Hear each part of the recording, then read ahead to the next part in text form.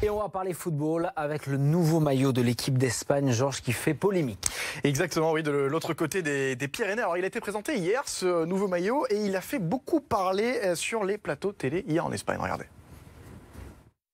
Polémica con la camiseta de la selección española para el Mundial. Polémica por las franjas. Alors pourquoi ces couleurs font polémique? Parce que cette bande à côté du rouge et du jaune, vous voyez, semble bleue, voire même violette, comme ça quand on regarde de loin. Et elle rappelle cette couleur violette, elle rappelle ce drapeau. Regardez ce drapeau, c'est le drapeau républicain espagnol, régime qui s'est terminé avec la guerre civile entre 1936 et 1939. La dictature de Franco qui a suivi ensuite a remplacé ce drapeau par le drapeau de la monarchie, qui est donc bicolore, rouge et jaune. Et l'Espagne, tu sais, même aujourd'hui est toujours tiraillée entre les héritiers du franquisme et les anciens républicains. Alors ce maillot a fait beaucoup réagir. Certains sur les réseaux sociaux ont demandé son retrait, d'autres au contraire l'ont adoré. C'est le cas notamment des élus de gauche. Évidemment Pablo Iglesias en tête, le dirigeant de Podemos, la gauche radicale, qui dit cela faisait longtemps que la sélection espagnole n'avait pas porté un maillot aussi beau.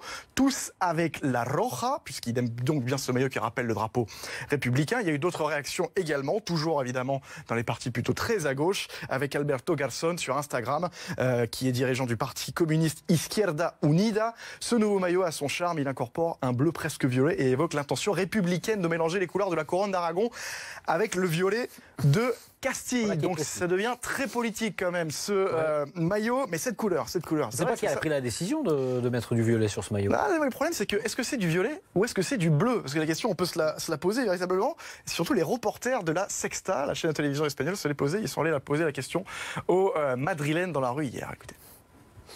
Si la miramos de cerca, no hay duda. Yo veo el azul, el amarillo y el rojo. Azul y amarillo. Amarillo y el azul. El problema viene al alejarnos unos metros. Ahí se ve morada, sí. Azul, violeta, marrón, no sabría decirte muy bien. Un poco más morado, ¿no? Porque al mezclar el azul y el rojo aparece el morado, colores que a muchos recuerdan a la bandera republicana. Lo veo así de lejos y parece la bandera republicana. Voilà, on aime bien toujours les reportages de l'espagnol avec de la musique et tout. Voilà, c'est le drapeau républicain. Alors cette couleur, c'est du bleu pétrole apparemment, c'est ce que assure la fédération espagnole et l'équipementier aux trois bandes pour ne pas le citer. Cette tunique, nous informe-t-il, a été choisie il y a un an avec l'accord des joueurs notamment. Et puis en fait surtout c'est inspiré de ce maillot. Est-ce que tu t'en souviens? C'était celui de la Coupe du Monde 94 même. Ouais. Regarde avec l'écusson au World Cup 94 que tu vois sur la manche droite. Donc en fait il y a une volonté de l'équipementier actuellement de faire des maillots un petit peu vintage. Donc là tu vois qu'effectivement c'était vraiment un bleu très foncé, pas un violet de loin.